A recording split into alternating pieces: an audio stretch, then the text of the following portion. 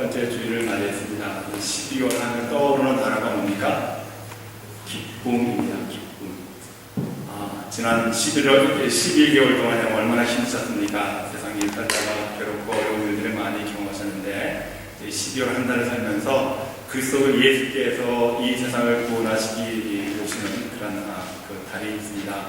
우리가 주님 오심을 우리가 기뻐하면서 또 우리 인생의 삶에 지난 12개월 동안 힘들고 어려웠지만은 이제 12월 달을 맞이하면서 더욱더 하나님의 영이 우리의 심령 가운데 충만하게 임하여서 예수 그리스도 오심을 기쁨 가운데 맞이할 수 있도록 나를 도와주시고 또 기쁨 가운데 내 삶이 더욱더 평탄한 삶을 살아가게 나를 도와주셔서 이렇게 기도하시면서 지내는 달이 바로 12월 한 달일 줄로 믿습니다. 사랑하는 여러분들에게 하늘의 평강과 크신 은혜와 기쁨이 충만케 역사하여 주실 줄로 믿고 여러분들을 축복합니다.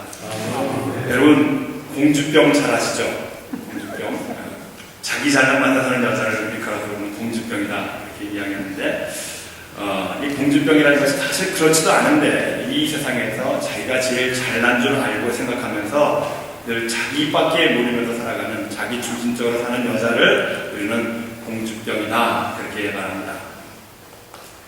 어느 심각한 공주병에 걸린 여자가 있었습니다. 하루는 이 여자가 남편에게 이렇게 얘기합니다. 자기야, 나처럼 이쁘고 살림도 잘하는 여자를 가리켜서 사자성어로 뭐라고 하는 줄 알아? 얼굴도 이쁘고 살림도 잘하는 여자. 이 여자가 남편에게 기대하는 답은 무엇이겠습니까? 사자성어? 금상첨화. 그런데 이 눈치 없는 남편이 부인의 질문에 대해서 얼굴을 보면서 자화자찬 그렇다는 거죠. 그래서 이 부인이 기가 막혀서 화가 나기도 하고 다시 한번 묻습니다. 이 등치나 나처럼 얼굴도 이쁘고 살림 잘하는 여자를 뭐라 하냐고 이렇게 다구치면서 물었습니다. 그러자 남편이 정말 솔직하게 대답을 합니다. 과대망상. 그러자 화가 머리끝까지 오른 이 부인이 다시 한번 마지막으로 질문합니다. 자기야, 정말 나처럼 이쁘고 또 살림도 잘하는 여자를 뭐라고 부르는지 정말 몰라? 그랬다는 거죠. 그래서 이 남편이 결국은 무릎을 탁 치면서 대답하는 말이 금시초문. 참 답답한 부부의 대화이겠죠. 여러분 살면서 가장 힘든 경험이 무엇이라고 생각하십니까? 제 생각에는 아마도 다른 사람의 속마음을 알 수 없다는 것일 겁니다. 그래서 10길 물속은 알아도 한 길 사람 속마음은 모른다는 속담이 있지 않습니까? 우리가 서로 상대방의 마음을 잘 알 수 있다면 아마도 이 세상을 사는데 그렇게 불편함을 느끼지 않을 것 같습니다. 그래서 정말 사람 속마음을 알 길이 없는 것이 때로는 우리의 답답함이 있기도 하고 또 속시원히 저 사람의 속마음을 내가 알 수 있다면 좀 더 쉽게 관계가 더 좋아질 수 있을 텐데 하는 그런 답답한 마음도 우리가 품으면서 살기도 합니다.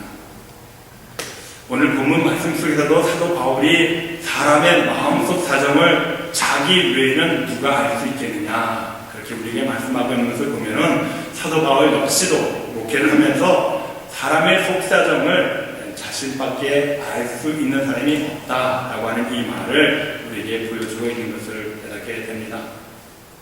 그러므로 옛날 시절이나 지금이나 우리가 서로의 관계 속에서 상대방의 마음을 좀 우리가 속 시원하게 알 수 있으면 좀 더 행복하고 좀 더 좋은 삶을 살아갈 수 있을 텐데 우리가 그렇게 생각하기도 하는 때가 얼마나 많이 있습니까? 오늘 본문의 말씀은 사도 바울이 고린도 교회 성도들에게 보내는 서신입니다. 당시 고린도라고 하는 도시에 살았던 수많은 사람들 가운데에서 거기에는 종교 지도자들과 또 정치 지도자들 또 철학이 심취한 그래서 학벌이나 가문이 훌륭했던 좋은 사람들이 많이 있었습니다.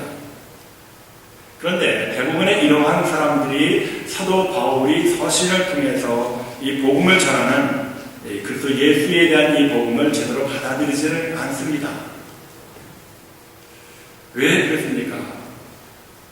저들이 종교 지도자요, 정치 지도자요, 또 철학에 심취한 이런 사람들이었기 때문에 이 세상을 구원할 때, 세상을 구원할 메시아는 영웅 호골이거나 아니면 아름다운 심리적인 철학가의 어떤 사변적인 말 속에서 세상을 구원하는 것이 아닐까 생각했던 사람들이기 때문에 십자가에서 죽은 한 사나이가 세상을 구원한다?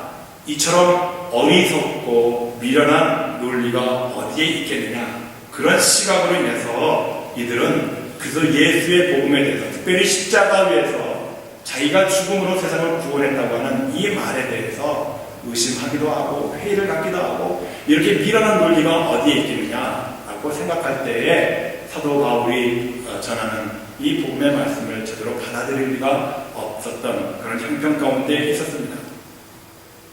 그래서 지혜를 무엇보다도 추구하고 사랑했던 이 헬라인들은 하나님의 아들이 십자가에서 죽으시는 이 사건에 대해서 미련한 것으로 이해했다는 것이죠.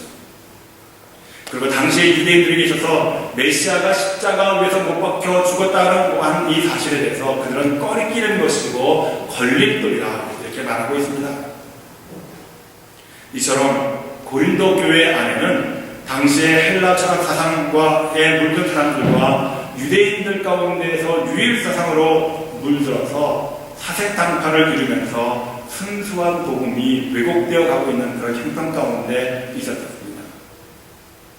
그래서 사도 바울은 고린도전서 1장에서 이 십자가 사건을 당시에 지혜 있다고 생각했던 헬라인에게는 미련한 것이고, 또 스스로 그들만 택함을 받은 백성이라고 자부심을 가졌던 유대인들에게 대해서는 꺼리낌과 걸림돌이 되어서 예수 그리스도의 십자가 사건을 받아들이지도 않고 믿지 못하는 것이라고 우리에게 설명하고 있습니다.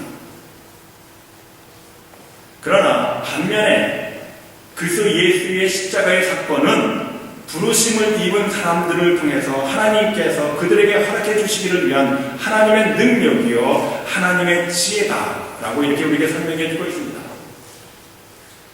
똑같죠. 오늘 이 시대를 살아가는 수많은 사람들 가운데서 오늘 아침에 교사들과의 미팅 속에서도 제가 이렇게 말씀을 드렸습니다. 우리가 전해야 할 복음, 우리 학생들에게, 자녀들에게 가르쳐야 할 복음은 그들이 공부하고 배우는 어떤 철학적인, 또 세상을 살아가는 어떤 이해심, 이런 것들보다도 하나님께서 우리에게 거룩한 영을 주셔서 그 하나님의 능력으로 말미암아 하나님께서 우리 자녀들에게 주시는 지혜로 말미암아 이 세상을 이길 수 있는 힘이 바로 거기에서 나온다는 것을 우리 자녀들에게도 잘 가르쳐 주시기를 부탁드립니다. 제가 그렇게 말씀을 드렸습니다. 사랑하는 성도 여러분, 여러분들조차도 우리가 신앙생활하면서 이 성경 안에 무수히 담겨져 있는 하나님만이 베풀 수 있는 이 기적의 사건들에 대해서 우리는 우리의 믿음과는 상관없이 그것을 어찌 믿을 수 있겠습니까? 이런 허무맹랑한 이론들을 우리가 어떻게 생각하면서 우리 삶 속에 적용시켜 나갈 수 있겠습니까? 도저히 믿을 수 없는, 특별히 우리가 12월달 오늘 첫 번째 주일을 맞이하면서 우리가 대강절이다, 강림절이다 이렇게 말하면서 첫 번째 주일을 맞이합니다. 그래서 예수께서 이 땅에 부활하시기 위해서 오셨는데 그 방법이 한 번도 남자를 경험하지 못한 처녀의 몸에서 잉태되어서 세상에 출생했다. 여러분, 이 사실을 어떻게 믿을 수 있겠습니까? 뿐만 아니라 그 예수 그리스도께서 성장해서 세상을 구원하시기 위해서 십자가에서 죽었다. 그래, 죽은 것까지는 내가 믿을 수 있겠는데, 그런데 죽은 사람이 어떻게 그 십자가 위에서 다시 부활할 수 있다는 말입니다.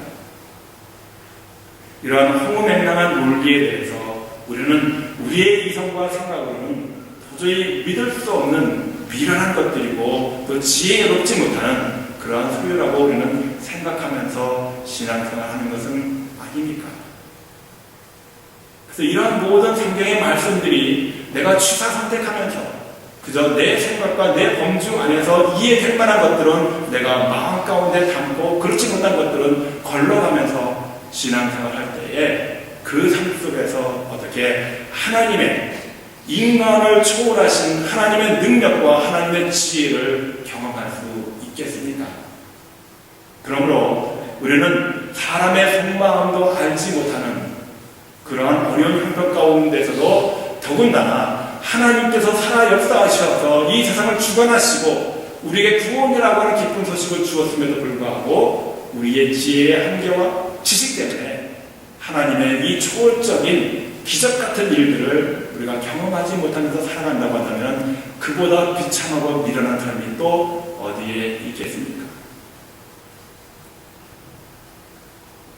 사랑하는 성도 여러분, 사람의 속은 모른다 할지라도 그 사람이 자기의 마음을 알 수 있는 것은 자기 스스로 자기의 생각으로 말미암아 자기의 마음을 알 수 있다고 사도 바울은 우리에게 이야기하고 있습니다. 우리가 초월적인 우리의 생각과 상상 밖에 있는 그 하나님을 우리가 어떻게 이해하고 알 수 있겠습니까? 하나님의 영, 그리스도의 마음을 우리가 담지 않고는 하나님을 이해할 수 없다고 사도 바울은 단호하게 우리에게 말씀하고 있는 것을 우리가 보게 됩니다. 그래서 우리는 성령, 하나님께서 우리를 구원하시기 위해서 이 성경의 모든 사건들을 우리에게 믿음으로 허락해 주시기 위해서 성령을 우리에게 보내주셨습니다. 그 하나님의 귀하신 영, 성령을 우리가 받지 않고는 하나님께서 행하신 모든 일들을 우리는 미련한 것이요 이해할 수 없는 것으로 받아들일 수밖에 없는 것이죠.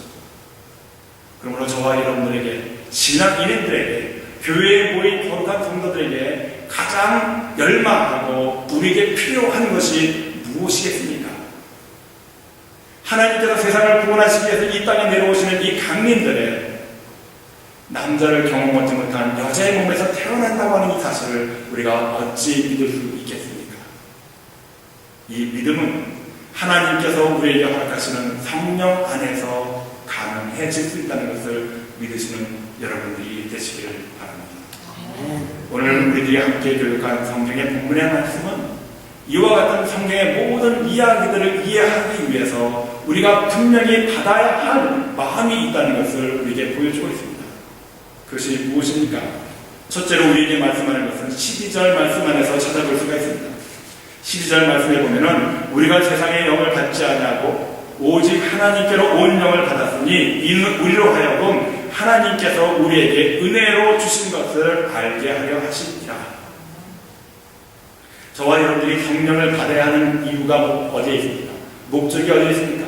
이 12절 말씀 안에서 찾아보려고 하는 사도 바울이 초대교회 성도들, 특별히 고린도 교회, 헬라 문화와 유대인의 유일사상, 선민이라고 하는 그 사상 안에 그리스도 예수를 바로 믿게 하기 위해서 어떤 마음, 하나님의 마음과 그리스도 예수의 마음을 본받으라 말씀할 수 있었던 첫 번째 이유는요, 바로 그 사실을 통해서 하나님의 영, 그리스도 예수의 마음 안에서 저와 여러분들이 깨달을 수 있는 것은 바로 하나님의 은혜라는 것입니다.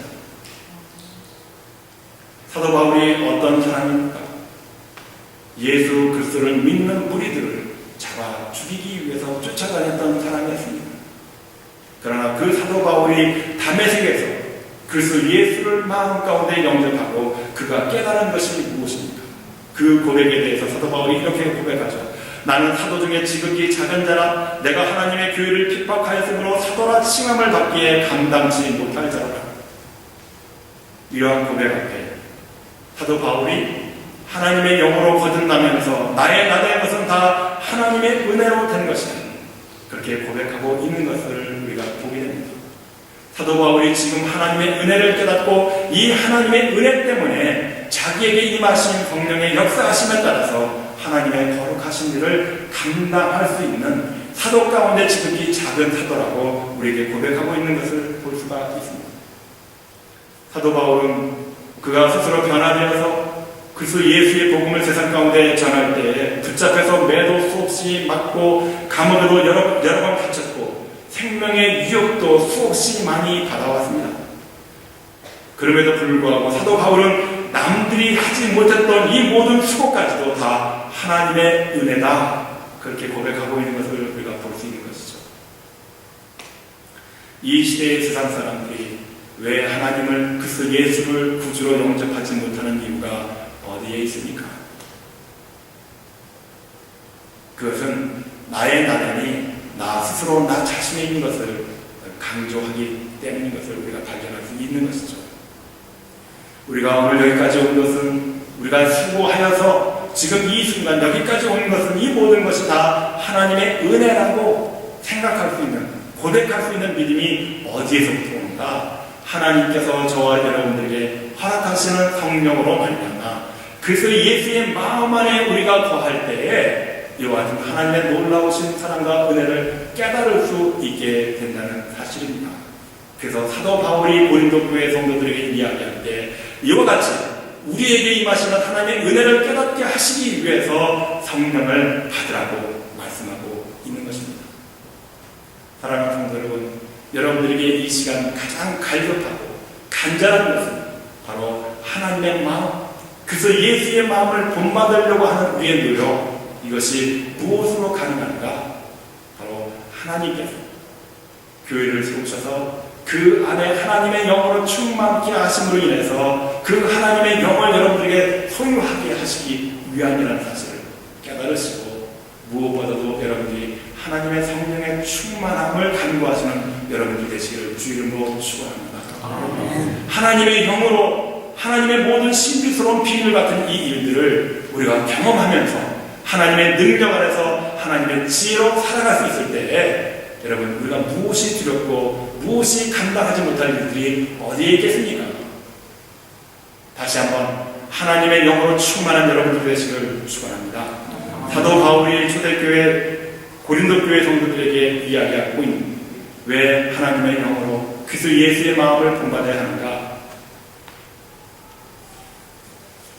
13절과 14절의 말씀이 우리에게 이렇게 증거하고 있습니다. 여러분 앞에 화면을 보시면서 13절과 14절의 말씀을 크게 한번 같이 읽겠습니다. 시작. 우리가 너처럼 말하거나 사람의 지혜를 가르치려고 아니하고 오직 성령의 가르치신 것으로 하니 신령한 일은 신령한 것으로 육에 속한 사람은 하나님의 성령의 일을 받지 아니하느니 저희에게는 미련하게 보이며 또 낫지도 못하니 이런 일을 영적으로 해야 분별하니라. 아멘. 자, 13절에서의 말씀의 내용은 성령은 그리스도의 마음은 신령한 일을 분별하는 능력이라고 이렇게 증거합니다. 그리고 14절에서는 하나님의 성령의 일을 깨닫는 지혜다, 그렇게 이루어지고 있습니다. 우리가 성령과 그리스도의 마음을 품어야 하는 이유는 신령한 일을 분별하기 위함이라고 우리에게 전해지고 있는 것입니다. 신앙생활은 하나님의 뜻을 추구하며 그것을 이루면서 살아가는 것입니다. 우리는 하나님의 생각과 나의 생각과의 엄청난 차이가 있음을 우리는 깨달아야 합니다. 그래서 믿음은 나의 뜻을, 나의 생각을, 나의 필요를 채우는 것이 아니라, 믿음이라고 하는 것은 하나님의 역사하신 나를 통해서 이 시대에 모든 것을 믿지 못하는 이 불신의 세상 가운데에서도 하나님의 생각과 뜻에 따라서 살아가는 사람들의 삶의 모습인 것을 우리에게 보여주고 있는 것이죠. 그러므로 저와 여러분들에게 믿음이 있다고 하는 것, 믿음이 우리를 온전케 한다고 하는 이 사실에 대해서 우리는 내 생각과 내 이성과 내 모든 것을 포기할 수 있는 마음을 먼저 가져야 한다는 것이죠. 그리고 그러한 나 자신의 중심적인 생각보다도 그 안에 하나님의 뜻과 하나님의 생각으로 채우면서 살아갈 수 있는 바로 그러한 삶이 믿음의 삶인 것을 우리에게 보여주고 있는 것이죠. 그래서 여러분, 우리가 하나님의 영으로 그리스도의 마음으로 살아갈 때 비로소 우리의 눈에는 신령한 하나님의 생각과 하나님의 역사하심을 우리가 경험하고 체험할 수 있게 된다는 사실입니다. 그것에 대한 신령한 일을 분별하는 능력이 바로 하나님의 영, 그리스도의 예수의 마음으로부터 비롯된 것이기 때문에 사도 바울이 이 초대교회, 특별히 고린도 교회에게 이와 같은 사실을 증거하고 있는 것 아니겠습니까?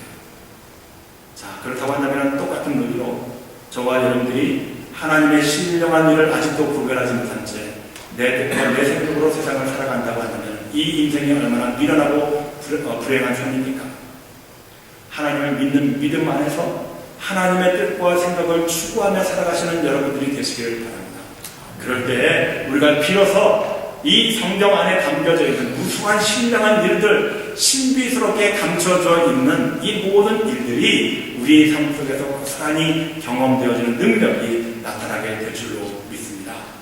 그러므로 사랑하는 성도 여러분, 무엇보다도 우리가 신령한 일을 분별할 수 있는 능력을 달라고 하나님 앞에 간구하시면서 기도하시는 여러분들이 되시기를 바랍니다. 마지막으로 사도 바울이 초대교회 성도들에게 왜 하나님의 영을 받아야 하는지, 또 왜 그리스도의 마음을 품어야 하는지에 대해서 15절 말씀이 이렇게 증거하고 있습니다. 우리 다 함께 읽겠습니다. 신령한 자는 모든 것을 판단하나 자기는 아무에게도 판단을 받지 아니하느냐. 우리가 성령과 그리스도 예수의 마음을 품어야 하는 이유에 대해서 올바른 판단을 하기 위함이라고 우리에게 일러주고 있습니다. 여러분, 인생이 한 번 잘못된 판단으로 인해서 그 인생의 송두리째 망가지는 경험들을 우리가 많이 보고 있지 않습니까? 성경 안에서도 그런 사람이 있었습니다. 바로 에서였죠.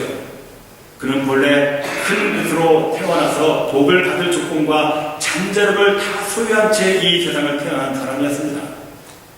그러나 그가 판단을 잘못했기 때문에 배고픔으로 말미암아 그 배고픔을 참지 못하고 자기의 장자권을 그 동생 야곱에게 팥죽 한 그릇으로 팔아넘기는 그런 어리석은 잘못을 범하고 있는 것을 우리는 성경 안에서 만날 수가 있습니다. 그래서 창세기 25장 마지막 절이 우리에게 이렇게 증거하고 있죠. 에서가 장자의 명분을 경홀히 여겼더라. 에서가 장자의 명분을 경홀히 여겼던 그 이유가 어디에 있습니까? 잘못된 판단. 자기 인생의 삶 속에서 무엇이 소중하고 무엇이 가치 있는지를 깨닫지 못했을 때 판단은 잘못될 수밖에 없는 것이죠. 그러나 성령의 역사하심, 성령의 인도하심, 하나님의 지혜로 말미암아 우리가 충만할 때에 우리는 이 세상을 살아가야 할 근본적인 삶의 길이 어디에 있는지, 또 무엇이 잘못되고 무엇이 올바른 삶인지 그 선택의 길에서 있을 때에 정확하게 판단할 수 있는 기준이 바로 하나님께서 우리에게 주시는 성령의 마음, 또 그리스도 예수의 마음이라고 하는 사실을 우리가 깨닫게 되는 것이죠. 사랑하는 성도 여러분, 우리가 인생을 살면서 얼마나 잘못된 판단 가운데 살았다는 것을 경험하며 살아가고 계십니까? 지금이라도 늦지 않습니다. 내 호흡이 있는 동안, 내 건강이 있는 동안, 아직도 하나님 앞에 나와서 무릎 꿇고 기도할 수 있는 기력이 있는 이 시간에 우리가 간구해야 할 것이 무엇입니까? 하나님, 다시 한번 내 인생을 바로 세워주셔서 이 세상을 살아갈 때 하나님의 뜻 안에서 올바른 사고와 올바른 판단으로 살아갈 수 있도록 나를 도와주옵소서.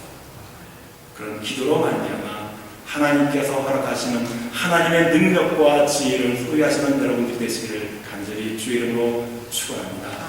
이 능력으로 말미암아, 이 지혜로 말미암아 이 12월 한 달 동안 하나님께서 나를 구원하시기 위해서 이 땅에 내려주시는 아기 예수, 그리스도 예수를 우리 마음과 몸으로 받아들이면서 이 기적같은 일들이 내 삶 속에서 또한 이루어짐으로 인하여 하나님의 놀라운 일들을 감당하시는 여러분들이 되시기를 바랍니다.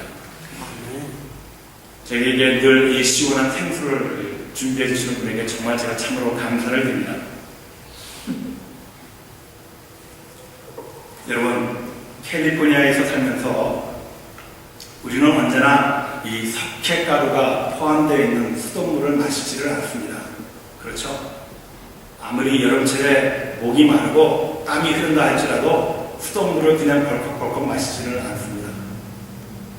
정제된 생수를, 깨끗한 물을 우리는 원하죠. 우리가 왜 이와 같이 석회질이 제거된 깨끗한 물, 생수를 마시기를 원합니까? 내 몸을 위해서, 내 건강을 위해서. 내 몸을 위해서, 내 건강을 위해서는 이와 같이 물까지도 구별하면서 깨끗한 물, 정제된 물을 마시기를 원함에도 불구하고 우리의 영이 하나님 앞에 깨끗해지고 바로 서기 위해서 우리가 왜 성령의 충만함으로 그리스도 예수의 마음을 본받는 그 일에 대해서 게으르고 소홀하게 생각하고 계십니까? 정제된 영혼을 소유하시는 여러분들 되시길 바랍니다.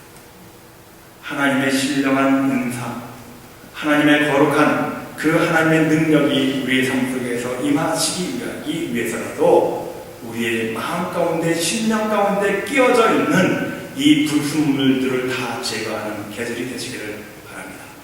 그래서 하나님께서 우리에게 허락하시는 그 내 영의 맑고 순수함을 유지하기 위해서 노력과 정성을 다하시는 여러분들이 되시기를 바랍니다. 신앙은, 믿음은, 영적인 싸움은 전쟁입니다. 우리가 여기서 허물어지면 우리는 죽을 수밖에 없는 영원한 세상으로 타락할 수밖에 없게 된다는 것이죠. 그러나 그러한 영혼일지라도 하나님께서 허락하시는 이 세상을 보내주신 예수 그리스도를 믿는 그 믿음 안에서 우리는 다시 구원함의 희망을 안고 이 세상을 살아갈 때에 무엇보다도 성령의 충만함으로 그리스도 예수의 마음을 본받은 마음, 기쁨과 즐거움으로 우리를 온전케 하시는 하나님의 뜻 안에서 살아가시는 복된 여러분들이 되시기를 주 이름으로 간절히 축원합니다. 기도하시겠습니다.